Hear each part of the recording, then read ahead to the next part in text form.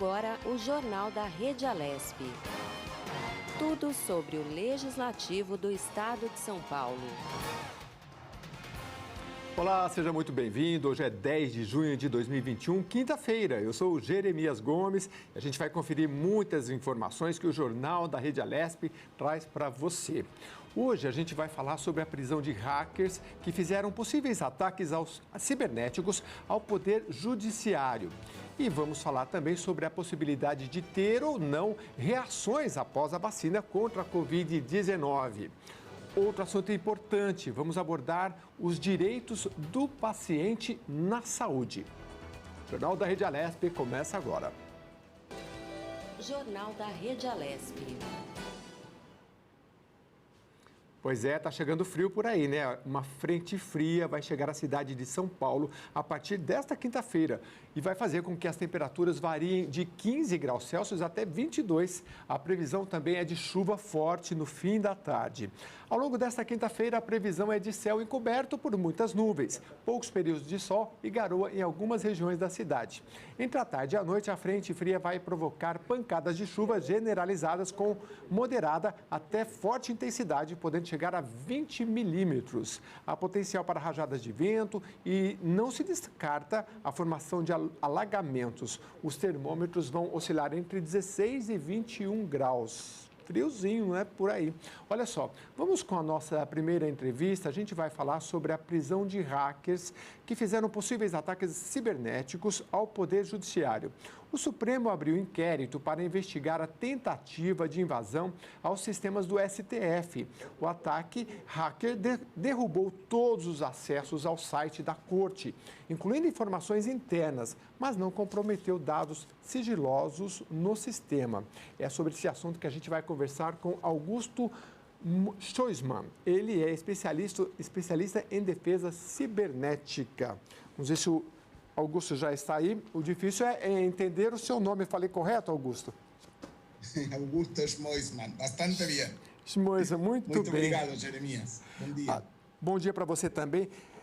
Como é que foi esse ataque, né, ao Supremo Tribunal Federal? O senhor é advogado criminalista, a gente vai falar sobre a pena aplicada aos investigados, né? Mas primeiro contextualizar o que aconteceu, por favor. Eu não sou abogado, eu sou especialista em segurança, tanto em defesa como em ataque militar, aeroespacial e civil. Trabalho muito com tecnologia israelense. No soy abogado criminalista, no es conmigo la parte legal, Disculpa. sí la parte técnica, o los riesgos que hay en todo esto, digamos, que hallo que la parte más complexa. Me diz uma coisa, entendi, de fato era outra pauta que eu estava lendo sobre um advogado, mas não tem problema. Em relação a este ataque, Augusto, como é que pode ocorrer um ataque desse? Os sistemas de defesa que nós temos aqui no Brasil, nestes órgãos públicos, ele é frágil? En realidad no solo va para órganos públicos. En general, la defensa en Brasil es muy fraca en relación a un escenario global. Brasil está más preparado contra hackers. El riesgo un poco mayor son las organizaciones cibercriminales, que no necesariamente precisan estar en Brasil para operar. Igualmente, en la parte de hackers, você encontra hackers muito bem preparados, tanto dentro como fora de Brasil. Pero Brasil ainda é bastante inmaduro ante uma situação um pouco mais robusta. Tanto governo como parte privada. Faltam ferramentas, faltam profissionais, faltam uma preparação e metodologia más robusta para el tipo de situación que se presenta. Y cada vez eso va en aumento. Pois é, a gente vê de vez em quando, não é só no Brasil, né? Coisas relacionadas até à Casa Branca, invasões de todo tipo, né? Há o que se faz, que tipo de metodologia poderia ser usado para que houvesse uma maior resistência? Porque a gente sabe que de um lado tem trabalhadores sobre a segurança, né? E outro lado, a gente tem o mesmo, não sei se é o mesmo tanto de pessoas, a gente lembra daquele caso da China, que invadia constantemente coisas dos americanos. Nós temos tecnologia que, você acha, como é que deve ser o futuro? Porque a gente tem a tal da blockchain, né? Tecnologias assim vão ajudar? Hoje, eso ya no es futuro, ya hoy es presente. El riesgo grande pasa por la parte de cyber, tanto para la parte digamos, de computadoras como para la parte de celulares. Yo creo que esto debería ser una llamada de atención, tanto para la parte gubernamental como para la parte privada, de cuidado de celulares, no solamente el tema de criptografado, sino también de blindado de celulares. Y la parte, obviamente, cibernética, a lo que llaman acá, digamos, computadoras o sistemas. Porque es el eslabón más débil para hacer un desastre. Hoy los grandes ataques no son más físicos, sino cibernéticos. Sí. Ahora, esto se acrecenta diariamente. La velocidad que tiene es muy alta y acompañar eso requiere una infraestructura y una preparación grande. No es você no arruma esto de un día para otro. Y você precisa continuamente estar actualizado. Es un juego de gato y rato. Hoy una alerta que yo daría, que es fundamental, es cuidado con los teléfonos, porque a través del teléfono acaba con la reputación de la persona en algunos minutos. Como assim? O senhor podia explicar um pouquinho em relação ao telefone, mas não o telefone da ligação, o telefone celular que a gente usa os dados para enviar para lá e para cá. É sobre isso que o senhor está falando. Sí, en realidad lo que es la ligación en sí es poco el riesgo, porque en general la gente se cuida un poco más. Una invasión de un teléfono está la vida completa de la persona, es donde converge la vida íntima, privada, profesional, personal, todo pasa por el celular. El celular, digamos que es el eslabón más débil en la cadena de seguridad.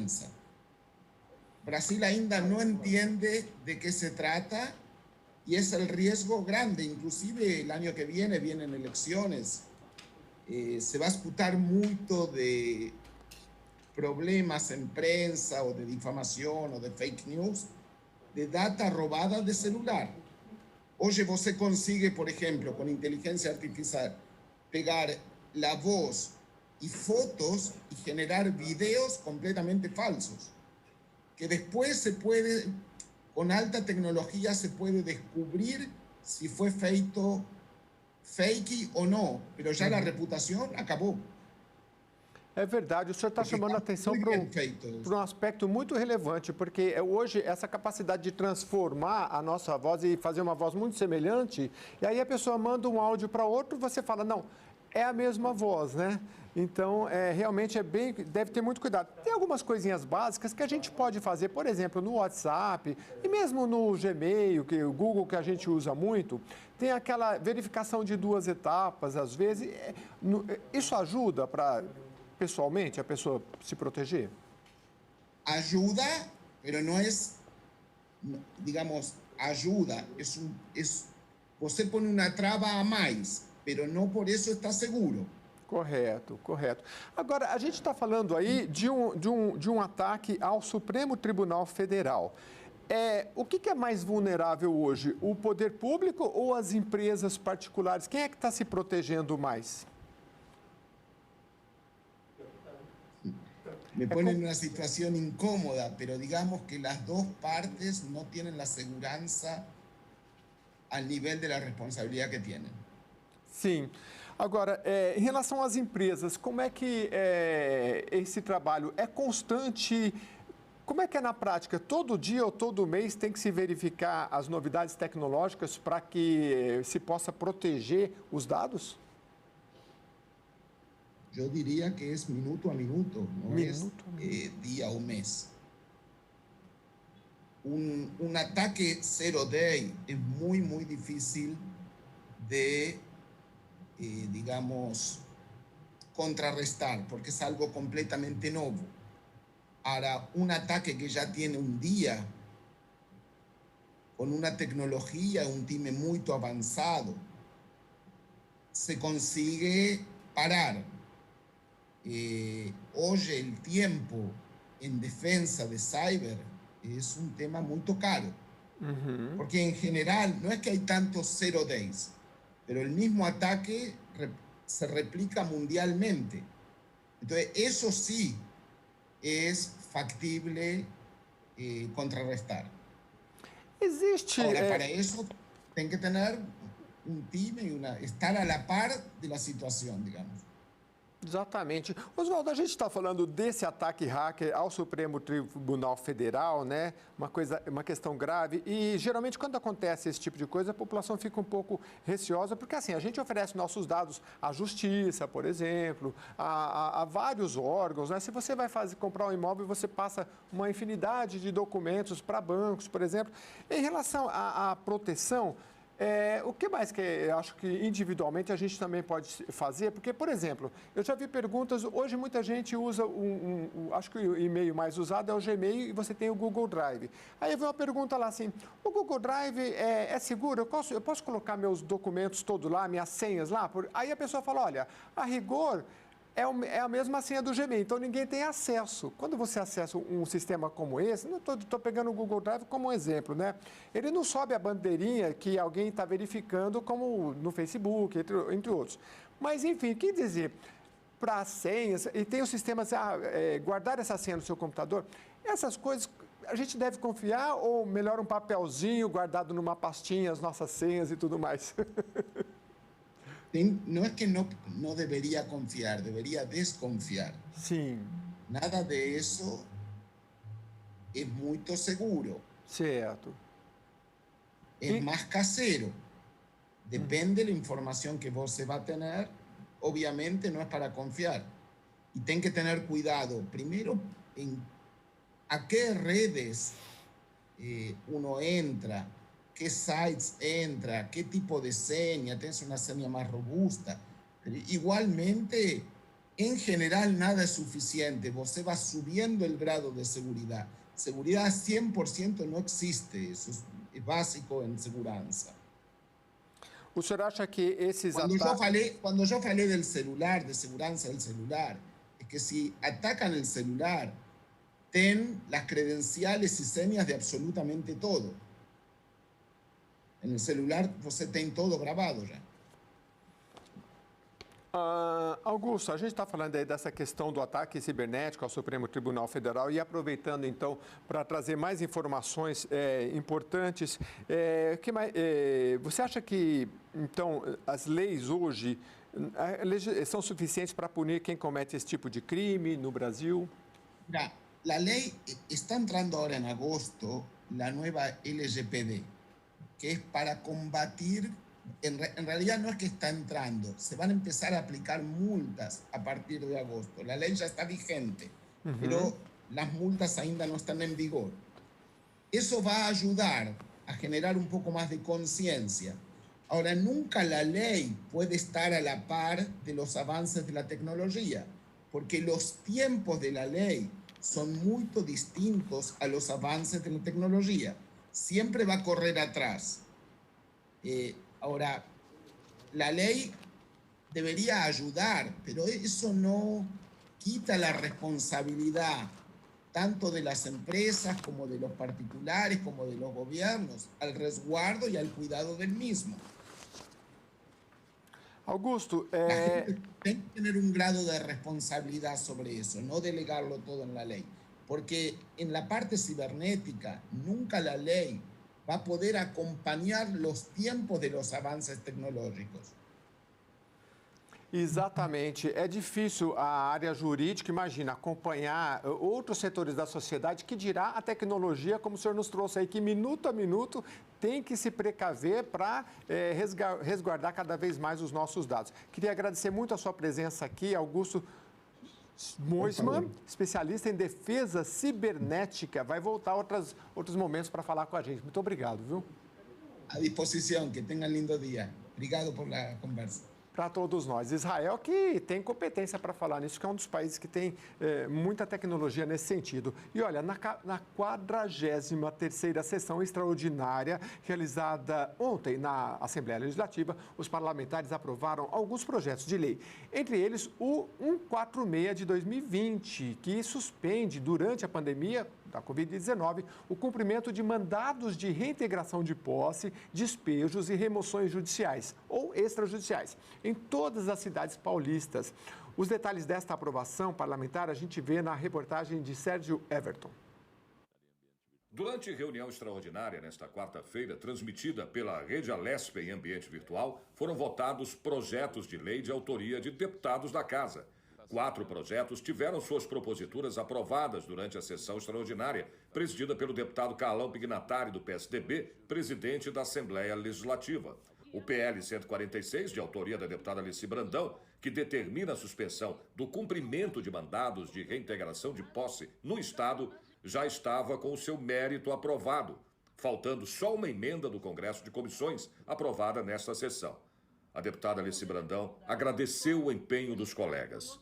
Eu quero agradecer ao deputado Jorge do Carmo, doutor Jorge do Carmo, ao deputado Maurici, por terem ajudado, sabe, a fortalecer esse projeto. Doutor Jorge do Carmo, principalmente, que é uma pessoa que é ligada a esse segmento de habitação. Isso, inclusive, foi provado ontem pelas as lideranças, né, que estavam presentes na nossa audiência pública. Agradecer, em especial, a deputada professora Bebel, que foi uma pessoa assim, presente em todos os momentos de dificuldade, não só nesse caso, como em outras situações também, me ajudou muito nessa casa. Agradecer ao deputado Campos Machado, que é um tribuno, uma pessoa, sabe, clássica daqui da casa, um homem que já há não sei quantos anos está aqui, e que nunca me deixou, sabe, ao relento. Ele sempre procurou me ajudar em diversas situações. Até porque eu não tenho constrangimento de contar a minha história, eu não tenho constrangimento de dizer todas as coisas que eu fiz, né? Eu já fui operária de fábrica, já fui servente de escola, já fui telefonista. Então, é muito importante, inclusive para o espírito da minha mãe, que hoje, né, dia 9 de junho, eu esteja tendo esse resultado na minha vida. Eu estou falando com dificuldade, porque ao mesmo tempo estou chorando. Quero agradecer também a deputados que são de outros segmentos políticos, deputado Estevão Galvão, deputado Engler, deputado Rafael Silva, sabe? Eles não são da oposição, mas são pessoas que, pelo menos, entenderam a minha história e a minha verdade. O deputado Jorge do Carmo é coautor do projeto e também agradeceu o apoio de cada parlamentar que votou a favor do PL. Dizer da minha alegria, da minha satisfação de poder ter tido hoje o apoio de cada deputada e cada deputado. Acho que aqui o parlamento é para isso. O parlamento não é para a gente disputar, brigar. A disputa política ela é necessária, ela faz parte, mas nós temos que ter coerência, respeitando as divergências, respeitando as ideologias, mas nós temos que ter sempre coerência. Então, os projetos de deputados aqui sempre tivemos consenso, procuramos ter consenso aí para aprovar. Eu já aprovei um primeiro projeto meu, esse ano aprovamos esse, já ganhei o ano aprovando esse projeto por conta da importância e da necessidade e do momento crítico que estamos passando. Eu quero cumprimentar cada deputado por ter votado a favor ou votado contrário, mas permitido que com o quórum ele fosse aprovado definitivamente hoje. Outro projeto aprovado foi do deputado Ricardo Madalena, o 119 de 2021, que dispõe sobre as diretrizes orçamentárias para o exercício de 2021. Sem dúvida nenhuma, o parlamento demonstra, aprovando este projeto de suma importância para a população do estado de São Paulo, porque hoje o que voga é a vacina no braço, né? A vacina no braço e a comida no prato. Essa que é a verdade. E isso nós estamos fazendo com muita responsabilidade no Parlamento de São Paulo, né? Mesmo sendo um projeto facultativo e autorizativo, mas de suma importância, se amanhã nós não identificarmos recurso no Caixa do Estado de São Paulo, no governo de São Paulo, pois está se prevendo um déficit de 10 bilhões de reais. E o parlamento, no ano passado, deu a sua colaboração com 320 milhões de reais que nós identificamos através de economia dos nossos salários, verbas de gabinete e demais sucessivamente que nós identificamos aqui no parlamento e conseguimos reverter esse recurso para a pandemia. E se houver necessidade, o governo vai ter esse caixa que identificou da nossa aprovação na data de hoje. Eu fiquei até emocionado aqui de ver a Leci. Parabéns, Leci, parabéns ao Maurici, parabéns ao Dr. Jorge. E não vou ficar nominando aqui, porque a gente vai esquecer de alguém, mas estou muito feliz de coração pela compreensão dos pares na data de hoje. Os outros 2 projetos aprovados foram o 584 de 2016, de autoria do deputado Jorge Wilson, xerife do consumidor, que inclui a cláusula nos contratos de adesão aos serviços de telefonia fixa, móvel e de banda larga móvel, e o 631 de 2020, de autoria da deputada Isa Pena, com a parceria das deputadas Patrícia Bezerra e Marina Elô, que institui o Programa de Proteção à Polícia Civil Gestante. Agora, os projetos de lei ainda precisam ser sancionados pelo governador para virar lei. Vários projetos aprovados e agora a gente vai falar com o repórter Sérgio Everton, que traz os assuntos mais importantes aqui do Parlamento Paulista. Vamos ver se o Sérgio já está aqui com a gente. Bom dia, Sérgio. Acabei de ver uma reportagem sua aí, falando sobre aprovações de projetos. Detalha mais para a gente o que você tem acompanhado. Pois é, exatamente desse projeto. Eu estava vendo aqui, acompanhando aqui de casa. Aliás, você chamou essa matéria minha, né, que eu fiz ontem no plenário, né, com a aprovação desse projeto, né, mais 3. Só foram 4 projetos, né, Jeremias? Aliás, espera aí, deixa eu falar primeiro um bom dia aqui para os nossos telespectadores, para você, para os nossos ouvintes também, não posso esquecer, né? E falar do dia também, que agora está começando a abrir o sol aqui na minha janela, aqui na Avenida Paulista, onde eu moro, de frente aqui, né? Então está um dia, está muito legal, muito gostoso. Começou a fazer um solzinho agora, né? Não estava meio fraco. Mas vai esfriar, viu, Sérgio? Frio, vai esfriar. Tá... Já anunciei aqui no jornal. Vai esfriar. Já anunciei aqui no jornal. Eu vi você anunciando, né, que vai esfriar. Mas é São Paulo, né, meu amigo, também. Né? É bom lembrar que aqui em São Paulo, né, faz aqui as 4 estações do ano num dia só. A gente sabe muito bem disso, né? Exatamente. São Paulo é assim. Ô, Sérgio, eu vi entre o que você chamou aí uma coisa interessante que fala de um dos projetos que fala de despejo, vários assuntos interessantes. Né? Exatamente, esse projeto. Aliás, ela se emocionou ontem, né, falando aqui do 146, que eu acabei de fazer essa matéria, né, que foi ao ar agora, da deputada Alice Brandão, que, né, impede aí a desocupação, né, no caso aí, suspende durante a pandemia da Covid-19 o cumprimento, né, de mandados aí de reintegração de posse, né, Jeremias, de despejos, né?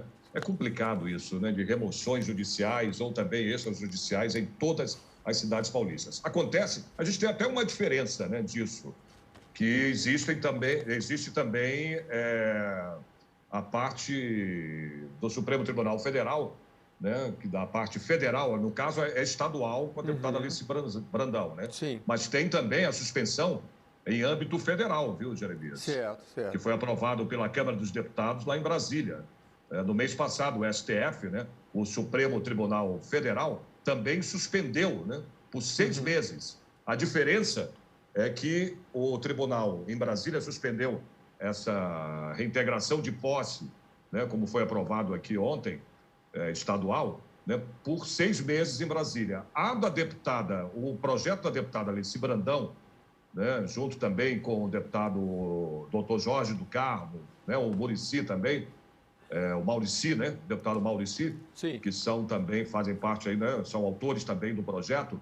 Ele vai vigorar enquanto, né, permanecer, né, a pandemia. Correto. Tem essa diferença também. Esses projetos, né, que a gente falou ainda vão para a sanção do governador, é isso, né? Não, aí é o seguinte, esse texto agora vai para sanção ou veto Correto. total ou parcial, né? Sim, do governador João Dória. Mas só para lembrar, eu frisei isso aí, porque lá de Brasília, volto a dizer, né, a suspensão é por 6 meses, em âmbito federal. E a da deputada Alice Brandão, esse projeto estadual, vale até, né, o final, até terminar essa pandemia que a gente está vivendo. Então, há essa diferença, né? Agora, o texto vai realmente para a sanção ou veto parcial ou total do governador. Tem um prazo aí, viu, Jeremias? De 15 dias, né, úteis para essa decisão, né? Então, a gente tem que esperar. Aliás, ainda tem uma outra coisa. Tem alguns projetos, dos 4 projetos que foram aprovados, né? Tem alguns que ainda vão passar pela Comissão de Constituição, Justiça e Redação, né? Para redação final do projeto, inclusive, né?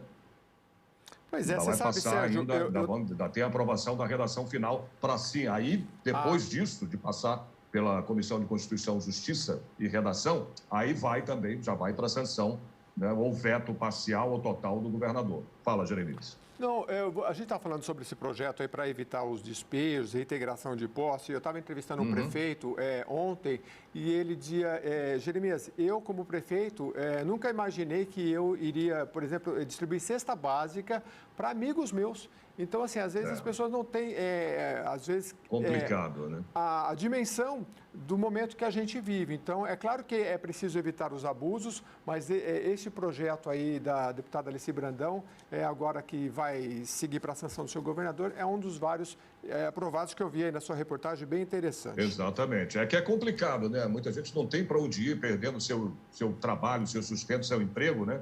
E perde também a sua moradia porque não tem como pagar aluguel. Então, é complicado. E a deputada se emocionou muito ontem, a Alice Brandão, né?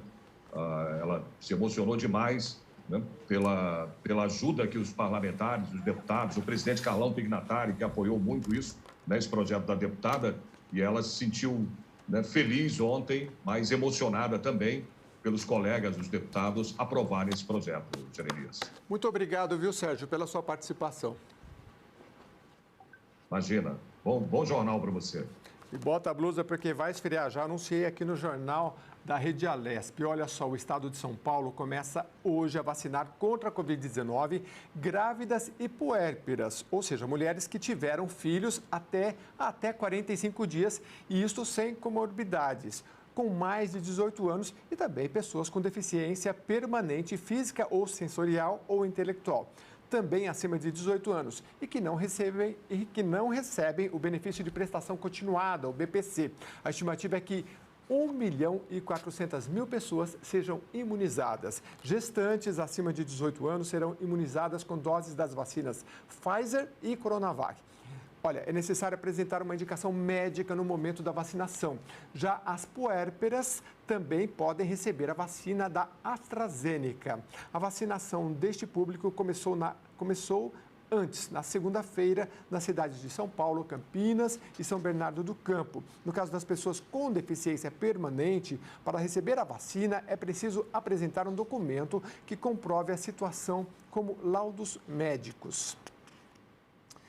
2.484 brasileiros perderam a vida para o novo coronavírus em um período de 24 horas, registrado até às 8 horas da noite de ontem. A média móvel de mortes nos últimos 7 dias chegou a 1.700. Já estamos quase em 480 mil mortes desde o início da pandemia. 17.125 casos da doença desde o ano passado. É o 22º dia, seguido de estabilidade na comparação com 2 semanas atrás, o que significa um ritmo assemelhado a um platô. Mas, segundo especialistas, não pode ser classificado como queda no número de óbitos. 7 estados aparecem com tendência de alta nas mortes: Amapá, Ceará, Rio Grande do Norte, Pernambuco, Roraima, Mato Grosso do Sul e Mato Grosso. São Paulo continua com um quadro de estabilidade. Os dados são das secretarias estaduais de saúde. mais de 75 milhões de brasileiros já receberam a vacina contra a Covid-19. 51 deles com a primeira dose e 23 milhões já com a segunda dose. E São Paulo antecipa a imunização anti-Covid de professores e profissionais da educação básica de 18 a 44 anos. A vacinação estava prevista para a segunda quinzena de julho. Nesta quarta-feira, começou a imunização da mesma categoria entre 45 e 46 anos. Os profissionais da educação, tanto os que apresentam comorbidades quanto deficiência permanente, não recebem o benefício, ou também aqueles que não recebem o benefício da prestação continuada, vão poder tomar a primeira dose da vacina a partir de amanhã. Adultos sem comorbidades de 55 a 59 anos também tiveram sua vacinação antecipada e começam a ser imunizados a partir da quarta-feira da semana que vem, dia 16 de junho. O calendário de vacinação no estado também foi antecipado para outros grupos. Para saber, você tem que acessar o site vacinajá.sp.gov.br. Vamos falar agora sobre a possibilidade de ter ou não reações após a vacina contra a Covid-19. Segundo especialistas, todas as vacinas, e não somente contra o novo coronavírus, pode proporcionar alguns sintomas leves após a dose ministrada. Isso está relacionado ao estímulo que a vacina proporciona ao sistema imunológico da gente. A gente não consegue definir, os especialistas não conseguem definir se terá essas reações leves, mas elas são esperadas e, portanto, consequências normais e comuns que não devem causar preocupação inicial. E sobre esse assunto nós vamos conversar agora com a médica Lígia Brito, ela é clínica geral do Hospital Edmundo Vasconcelos. Tudo bem, doutora? Tudo bem, bom dia. Doutora, pois é, todo mundo tomar vacina fica com um pouquinho de receio dessa questão. Agora está mais avançado, né? A gente vê um familiar, tomei, e nos grupos a gente fica comentando, tive reação, não tive. Como é que é essa história, né? A vacina é normal, a reação é normal? É normal, toda vacina pode causar reação ou não. Não quer dizer que o seu amigo teve, que você vai ter. Sim. Mas é muito comum dar dor no local da aplicação, você ter um cansaço, dor no corpo, até uma febre baixa, é muito comum acontecer. E não deve se preocupar, que em 48, 72 horas esses sintomas desaparecem. Né? Você deve preocupar se você tiver alguma coisa mais séria, aí sim procurar um médico. As vacinas que nos chegam, elas têm reações diferentes ou são próximas uma da outra, enfim? Elas são todas próximas das reações, mas na prática a gente tem visto que a vacina da AstraZeneca tem dado um pouco mais de reação na população. Entendi. Mas nada que tenha que muito se preocupar por enquanto. Entendi. Quais são os sintomas mais comuns? A senhora já falou, mas é bom a gente saber, para saber assim, até para a pessoa saber, esse sintoma pode ser da vacina e a pessoa não se confundir, né? Às vezes tem alguma coisa que não tem nada a ver com a vacina. Normalmente a reação da vacina é 48, 72 horas. Certo. Mais que isso, você pode ter, se você tiver uma febre, pode ser qualquer outra infecção, não só Covid, mas pode ser dengue e outras infecções. Mas os mais comuns é dor no local da aplicação, uma febre baixa, um cansaço e dor no corpo. São os mais comuns. Pois é, dor no corpo, né? A senhora sabe que essa questão que eu sempre que alguém fala, eu peguei Covid, aí eu já vou logo perguntar, o que você tive? Eu não sei, das poucas, não é uma pesquisa nada científico, mas entre amigos eu sempre ouço falar, tive dor no corpo. Teve respiração? Não, problema de respiração não tive, mas tive muita dor no corpo, perdi o olfato, né? Então, essa dor no corpo pode ser também da vacina, mas geralmente mais no braço também, mas pode ser uma dor generalizada, assim, um cansaço. Isso, pode. A dor no braço é por causa da aplicação da vacina e do antígeno que acaba machucando a parte muscular. E essa dor no corpo é reação da vacina. Mas, assim, são os 48 horas, desaparece.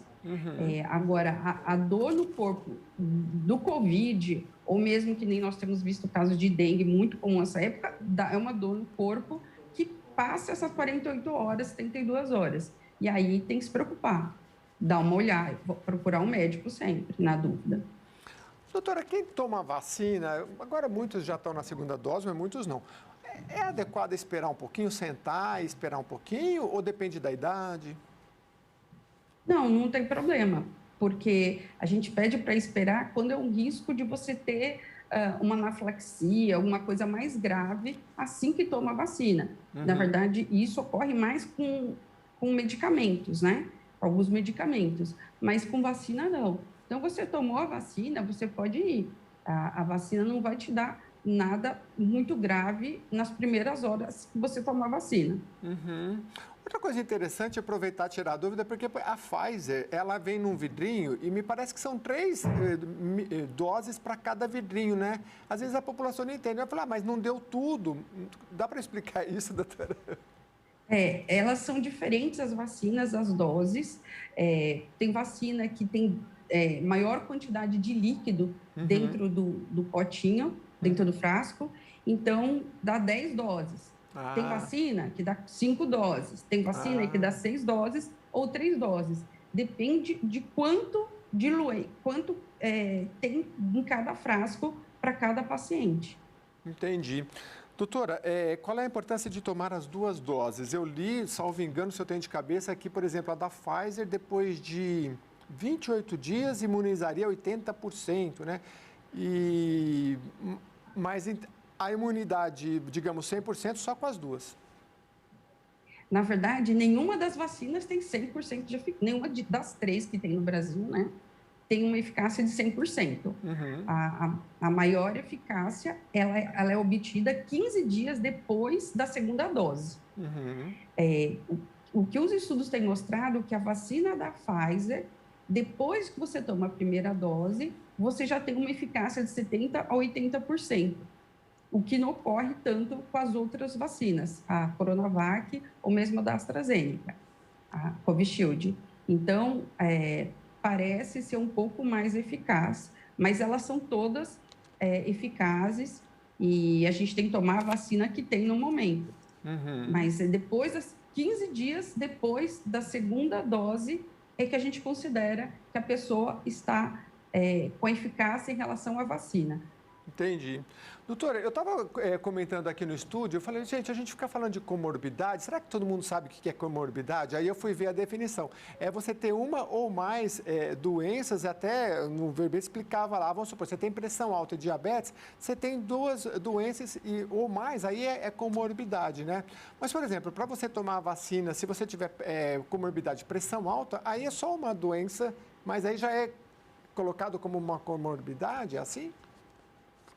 Sim, para você tomar vacina, você tem que ter uma comorbidade dentro daquela lista que foi realizada pelo Ministério da Saúde, tá certo?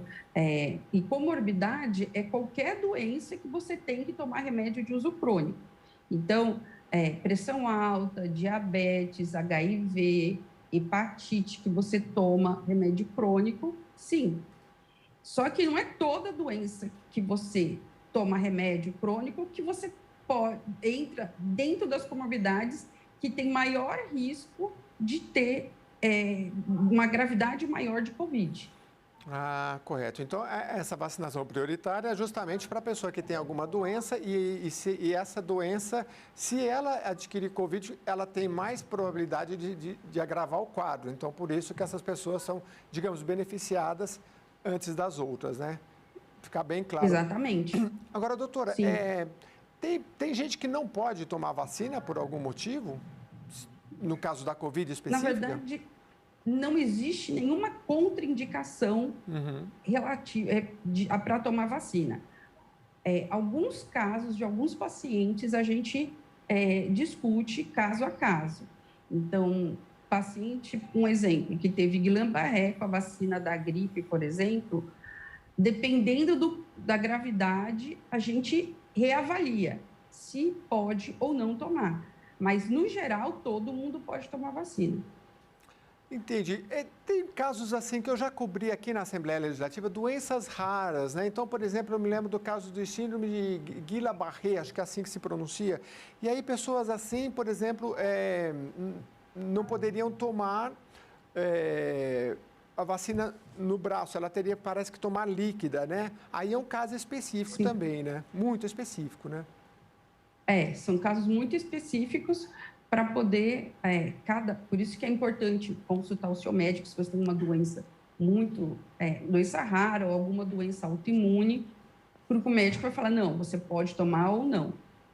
Mas como é uma vacina de vírus, a maioria inativado, ou o RNA mensageiro, ou adenovírus, elas não causam doença. Então, no geral, todo mundo pode tomar, com raros casos, que é o síndrome de Guillain-Barré. Doutora, eu ontem entrevistei um prefeito que disse para mim assim, olha, infelizmente tive minha irmã faleceu, ela não sei, eu não vou saber explicar direitinho assim, mas ela não tomou os devidos cuidados, assim, achava como muitas pessoas, a gente está vendo, por exemplo, nos Estados Unidos, gente que não vai tomar vacina, né? O governo tem vacina, estimula as pessoas. A senhora, acho que já é médica já há um tempo, por que a senhora acha que ao longo do tempo isso aconteceu? Das pessoas desconfiarem e aí não vão, porque assim, a vacinação é para, vamos supor, eu tomei, eu protejo a senhora. Se a senhora tomou, a senhora me protege, se a gente tiver um relacionamento mais próximo. E assim é com todos, né? O que a senhora acha que aconteceu ao longo do tempo das pessoas começarem a desconfiar de vacina, sendo que a vacina é responsável, em tantos casos, por salvar milhões e talvez bilhões de pessoas ao longo dos anos? As vacinas, elas são importantes mesmo, mas começou nos Estados Unidos, na Europa, tem algumas pessoas que não tomam vacinas porque acham primeiro que não gostam de tomar vacina por causa da aplicação. Uhum. Tem pessoas por causa dos efeitos colaterais. E tem pessoa que acha que a vacina não funciona. Então, tem aquelas fake news de que vacina tem chip que vai colocar em você. Tem um monte de coisa, então tem muitas pessoas que ficam desconfiadas. No Brasil, a maioria das pessoas acredita na vacina e toma a vacina. As pessoas, apesar de não gostarem de tomar, no Brasil ainda não tem tanto. São poucas as pessoas que não tomam a vacina porque acham que a vacina não é eficaz. E isso está vindo da cultura dos Estados Unidos e da Europa de achar que a vacina não faz eficiência, não tem eficácia nenhuma. Entendi. Bom, está muito bem esclarecido e que bom que a nossa população já entende bem isso e a gente tem um potencial assim, de vacinação muito grande, que é, inclusive, um exemplo para muitos países. Muito obrigado, doutora. Bom trabalho, bom dia. Obrigada, um bom dia. Doutora, esclarecendo aí, doutora Lígia Brito, sobre a questão da vacinação, se tem as reações ou não, né? E pelo que ela pôde nos colocar aí, as reações são muito normais. Olha, 1 ano e 3 meses após o começo da pandemia de coronavírus, a Prefeitura de São Paulo instituiu um programa de visita virtual para pacientes internados com Covid-19. O objetivo é garantir que os pacientes se comuniquem com suas famílias por chamada de vídeo. Em diversos hospitais particulares da capital, esse tipo de sistema já existe desde o começo da crise sanitária. O programa foi proposto por um projeto de lei apresentado pelos vereadores Arcelino e Jair Tato, ambos do PT, ainda em 2020. Após aprovado, o programa foi sancionado pelo prefeito Ricardo Nunes, do MDB, nesta terça-feira.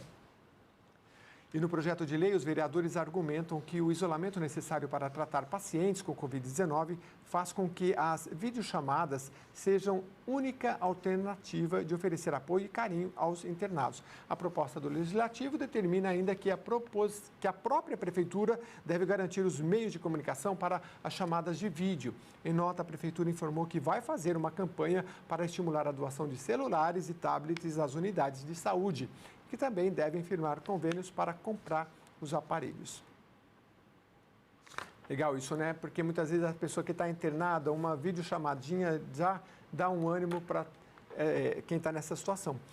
E olha só, atendendo às recomendações do Centro Estadual de Contingência contra a Covid-19, o governo de São Paulo decidiu prorrogar até o próximo dia 30 a fase de transição do Plano São Paulo, que terminaria na próxima segunda-feira.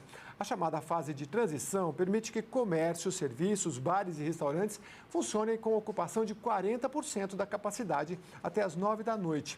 Na coletiva de imprensa realizada ontem no Palácio dos Bandeirantes, o coordenador executivo do Centro de Contingência de São Paulo, João Gabardo, afirmou que o momento é de preocupação.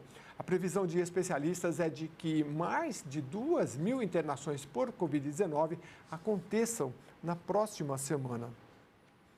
Na semana que vem, o governo estadual deverá anunciar algumas mudanças nas regras para a educação. Atualmente, as escolas podem receber 35% do total de matriculados. A nova regra vai permitir 35% da capacidade máxima de ocupação. E a Anvisa, Agência Nacional de Vigilância Sanitária, lembrou os testes com vacina... A Anvisa liberou os testes com a vacina Butanvac em humanos. Foi liberada para a chamada fase clínica dos estudos a participação de 400 dos 6 mil voluntários previstos. Essa vacina tem 2 doses com intervalo de 28 dias. A autorização foi obtida depois de 2 meses de conversas entre a Anvisa e o Instituto Butantan. O estudo vai ser realizado no Hospital das Clínicas e também no Hospital das Clínicas da Faculdade de Medicina de Ribeirão Preto. O imunizante já está em produção desde abril.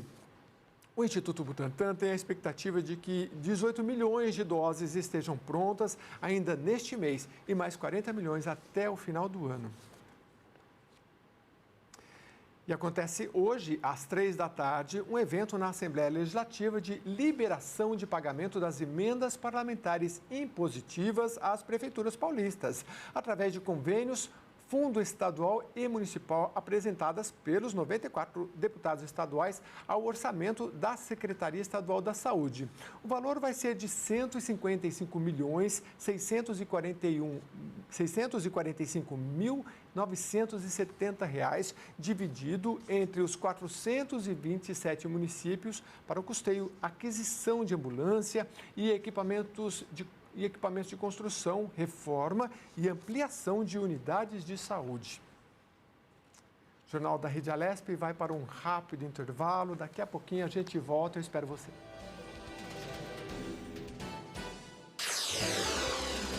Você acompanha Jornal